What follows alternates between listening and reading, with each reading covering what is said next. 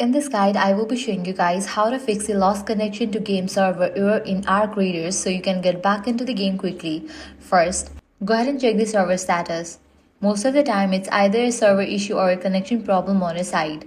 To check the server status, launch your preferred browser, navigate to the website like Down Detector, search for Arc Raiders.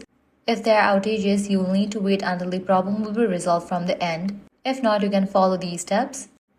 Check your internet connection. Make sure you have a stable internet connection. You can restart Wi-Fi router or connect to Ethernet cable.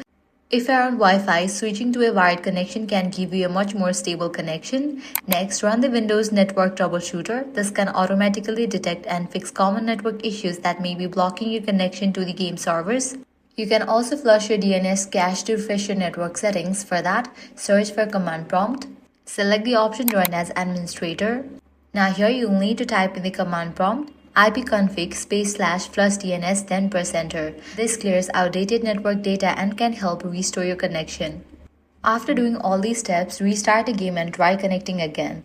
In most cases, one of these fixes will solve the connection to game server lost error. If this guide was helpful, do not forget to like, share, and subscribe.